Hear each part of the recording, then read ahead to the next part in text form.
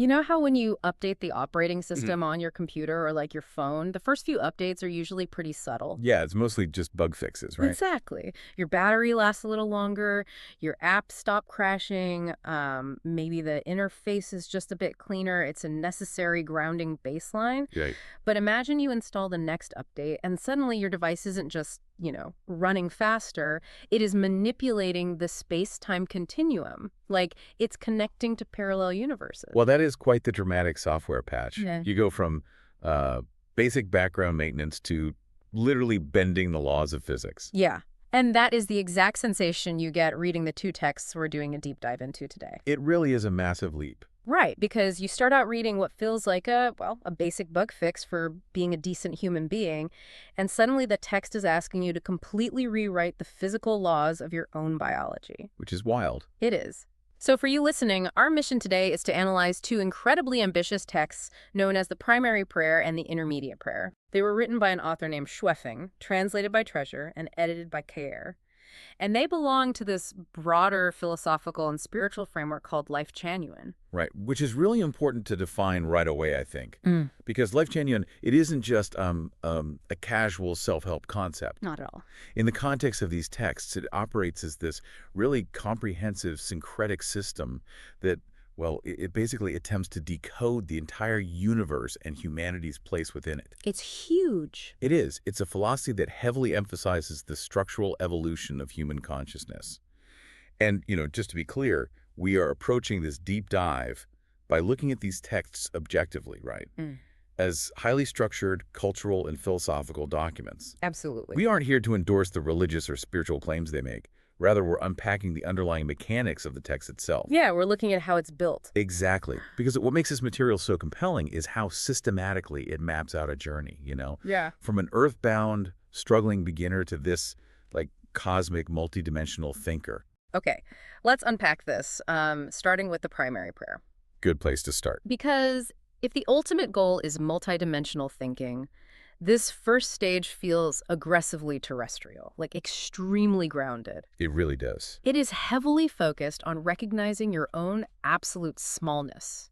Like, the believer starts by describing themselves as a blade of grass between mountains and a grain of sand in the oceans. Well, it's a deliberate demolition of the ego, right? The text requires the believer to position themselves against the staggering vastness of creation before they can even ask for anything else. Right. The believer explicitly admits to having been previously obsessed with the moral world, completely unaware of what is true, good, and beautiful versus what is false, evil, and ugly. Oh, wow. Yeah, they are essentially confessing to spiritual blindness at this stage. And the way they address the divine to make this confession is fascinating because they don't, pick a lane. No, they really don't.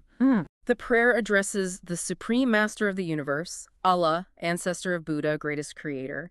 And then later on, they pray in the name of Jesus Christ, Buddha Sakyamuni, and Muhammad. All at once. All at once, in the same breath. It's wild. What's fascinating here, from an analytical standpoint, is the psychological utility of that intentional blending. Okay, say more about that. By invoking major world religions simultaneously, the text is basically attempting to democratize the divine.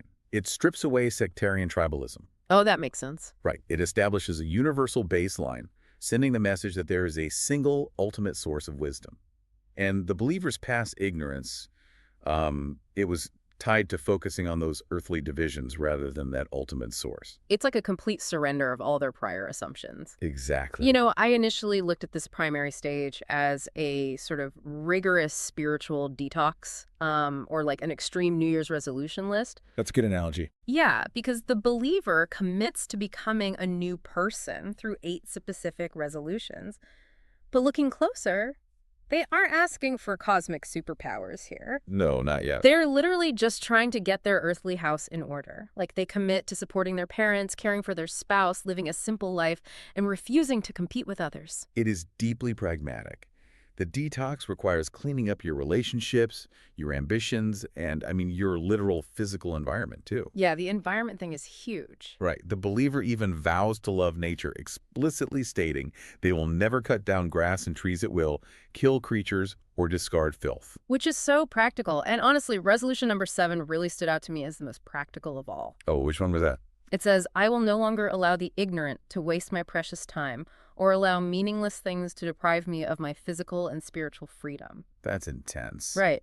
That isn't just a spiritual vow, that is aggressive boundary setting. Well, because cognitive friction is the enemy of this kind of spiritual evolution. Right. If your mind is consumed by, arguing with a neighbor or chasing a promotion at work, you lack the mental bandwidth to contemplate the infinite. That is so true. The text recognizes that earthly attachments aren't just morally distracting, they're logistically exhausting. You only have so much energy. It makes me think of trying to run next generation software on like 1990s hardware. Yes. This primary stage isn't the software itself, it's the process of upgrading your motherboard so you don't literally catch fire when the intermediate stage downloads. That is a highly accurate way to frame the mechanics of this text, actually. You need that basic stability, which they even explicitly ask for, right? They ask for health, wealth, and freedom, just so you can stop worrying about survival and actually focus on the deeper work. And that hardware upgrade, to use your analogy, is achieved through a very clear daily rhythm. Right. The text outlines waking up when the rosy dawn bathes the earth and the red sun rises from the east. You start fresh. Yeah. Then, at the end of the day, when the bright moon hangs in the sky and the wind blows softly, you wash away the dirt and you read and meditate under a lamp. Here's where it gets really interesting for me, because you look at that daily routine and it feels like just chopping wood and carrying water, Very monastic. Yeah. But the emotional shift that happens during that routine is massive. The text says that frustration, failure, displeasure, and dissatisfaction simply leave the believer. They just vanish. Right. They commit to letting nature take its course and refusing to chase success stubbornly. They are systematically disengaging from the friction of modern mortal ambition. Yeah. The text argues that by aligning your physical routine with cosmic constants like the rising sun, the moon, the wind, you untether yourself from the chaotic, unpredictable rhythms of human society. Wow. So you stop reacting to the world and start flowing with it? Exactly. And that flow state is the bridge, because the leap from the primary prayer to the intermediate prayer is staggering. It really is a massive jump. You spend all this time grinding through daily tasks, waking at dawn, not littering, setting boundaries, and suddenly it's like you level up in a video game. The text claims you unlock an entirely new skill tree, basically.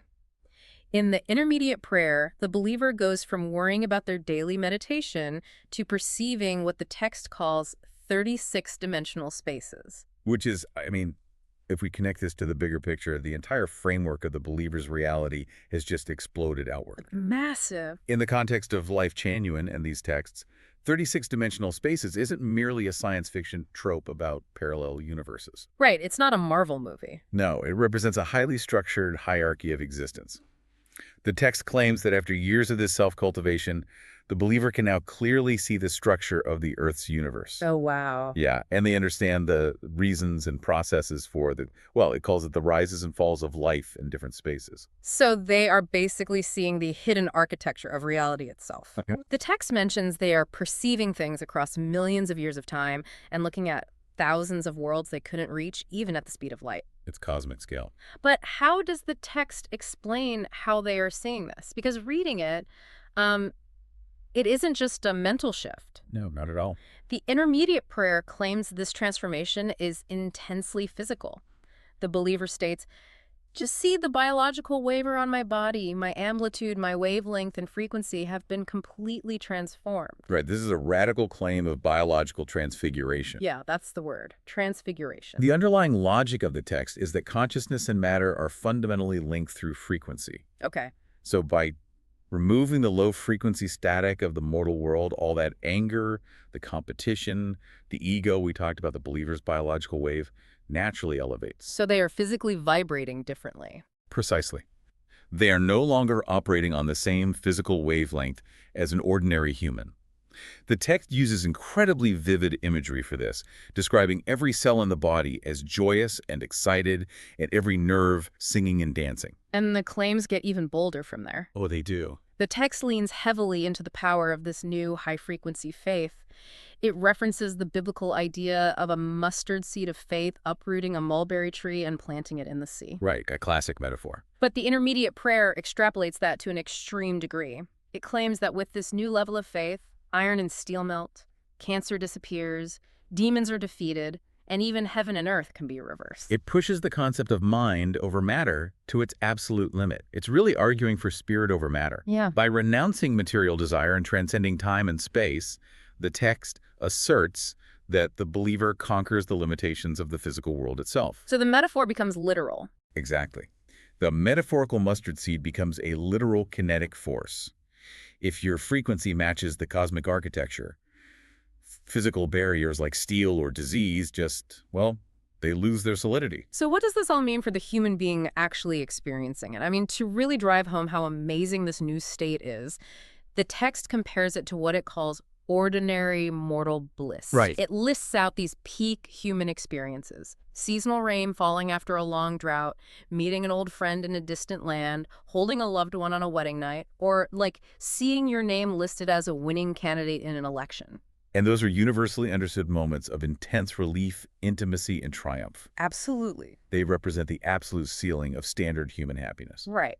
But the intermediate prayer looks at those moments and essentially calls them childish. Pretty much. It claims this new wonderland of existence exceeds those mortal joys by 1,000, even 10,000 times. It's an unfathomable level of bliss. And this is where I find myself pushing back on the text just a little bit. Oh, how so? Well, if you have reached a state where your cells are vibrating at a new cosmic frequency, you believe your faith can literally melt iron, you understand 36 dimensions, and you feel 10,000 times better than a groom on his wedding day. Yeah. How do you avoid developing the most massive, insufferable ego in the universe? Like, how does the philosophy keep this person grounded? That is such a good question. And honestly, that tension is arguably the most brilliant architectural feature of the intermediate prayer. Really? Yes, the text systematically builds the believer up to an unimaginably high level of godlike transcendence, right? Yeah. But it pairs that elevation with a crushing, infinite sense of scale. Oh, interesting. The believer acknowledges they have been polished from a rough rock to a shining gemstone, elevated to a pure, carefree, and top-grade life. But then they immediately contextualize that achievement. Yeah, the comparisons they use for that context are striking. Like, they say that comparing their newly acquired universe-spanning wisdom to the greatest creator's wisdom is like comparing an oil lamp swaying in a storm to the mighty sun. Think about the mechanics of that specific metaphor. Okay. An oil lamp in a storm is incredibly fragile. It requires constant shielding, or it will be extinguished in an instant. Oh, that's true. The text is telling the believer, yes, you are a light now, but you are a highly vulnerable light. Wow. They use another metaphor, too, comparing their wisdom to drops of water percolating through seams in rocks, while divine wisdom is a roaring ocean. That really puts it in perspective. It reveals that the mountain they just spent years climbing is merely a pebble at the foot of an infinitely larger mountain. Which introduces the grand paradox at the very end of the intermediate prayer. Yes, the first floor. Right. After everything we just discussed, transcending time and space, biological frequency shifts, melting steel, the believer makes this incredibly sobering confession. They state flatly, I have just reached the first floor. It completely reframes everything the reader just experienced. It really does. They have achieved what they call perfect human nature, yet they are forced to recognize they are only standing in the lobby of true spiritual existence. But the paradox goes even deeper, and honestly, it confused me at first. What part? Well, right after talking about dancing cells and conquering death, they suddenly reintroduce Satan into the narrative. Ah, yes. They confess a deep fear that Satan will never stop tempting them, alluring them, and deceiving them, and that they might still commit sins. It feels like a massive contradiction. It does seem counterintuitive at first glance. All right. If you are vibrating at a cosmic frequency and reversing heaven and earth, why are you suddenly terrified of getting tricked? It feels like having a PhD in astrophysics, but being afraid of the dark in your own bedroom. That's a great way to put it. And this raises an important question about the psychology of belief systems in general. Okay. From an external analytical perspective, this paradox isn't a flaw in the text. It is a vital mechanism for sustaining engagement. Well, to keep them hooked. Exactly. If a philosophy gives a follower ultimate power and perfect peace, removing all danger, the natural human response is complacency. They just sit back on the couch. Right, the follower plateaus. By stating that the believer has only reached the first floor, and by keeping the threat of temptation active, the text intentionally manufactures continuous peril. Ah, so the higher you go, the stakes don't disappear, they just change form. Keeps you on the hook. It prevents spiritual boredom. Achieving perfect human nature doesn't mean you are immune to failure. It means the subtle deceptions of the ego, or of Satan, within this framework become even more complex and harder to detect. So the tests just get harder. Yes, the vulnerability to temptation doesn't vanish just because you understand 36 dimensions. And that perfectly explains the final, incredibly specific request the believer makes. About the punishment. Yeah. They don't ask for a magical shield to permanently block all sins. They ask the greatest creator to forgive them continuously, but specifically through moderate punishments. Right. They want to be punished so that their sins in this life will be offset in this life. It's like they're asking for a cosmic auditing system. It is exactly a form of karmic bookkeeping. Yeah. Earlier in the text, there is a focus on the law of causality, the inescapable chain of cause and effect. Right, cause and effect. By explicitly asking for moderate punishment in the present, the believer is demonstrating an advanced level of accountability. Oh, because they know they're still going to mess up. Exactly. They are acknowledging, I am going to stumble because the journey is infinite. When I do, correct me immediately. Do not let the spiritual debt accumulate to the point where it ruins my frequency. That's fascinating. It proves that true wisdom in this framework isn't the illusion of perfection. It is recognizing your capacity for error and demanding the discipline required to stay on the path. Wow. When you step back and look at the entire arc across these two prayers, it really is a stunning narrative of human potential. It's an incredible journey. You start with someone identifying as a grain of sand, doing the unglamorous work of setting boundaries, respecting nature, and trying not to let the noise of the mortal world ruin their day. Just getting that baseline. Right.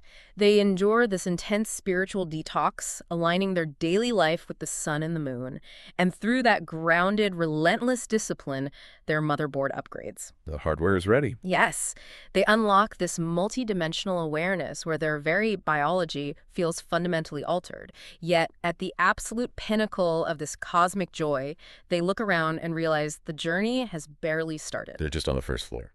Exactly. They're on the first floor asking for a little bit of punishment just to make sure they don't wander off into the dark. It argues that the transformation of the self is infinite. Yeah. Progress is never an endpoint. It is simply the continuous shedding of old limitations to reveal new, vaster landscapes of reality that your previous self lacked the capacity to even perceive. And for you, listening right now, regardless of your own spiritual or secular worldview, I think there is a tremendously powerful mental model embedded here. Oh, absolutely. It is the concept that mastery is an illusion, or rather mastery of your current stage is simply the entry fee for the next level of existence. Right, it just gets you in the door. Exactly. No matter how much you have conquered in your career, your personal growth, or your intellectual journey, you are always just reaching the first floor of something much larger. The challenge is having the humility to recognize that and, well, the discipline to keep looking for the stairs. So we want to leave you with a thought to mull over, something to explore on your own today. Yeah, think about this. Think about your life right now. If you were to sit down and write an intermediate prayer for yourself today, what are the 36 dimensions? You know, the new realities, the new complexities, the new stakes that you can see clearly now that your primary stage self from 5 years ago was completely blind to. That's a great question. What is the new first floor you are currently standing on? Keep climbing.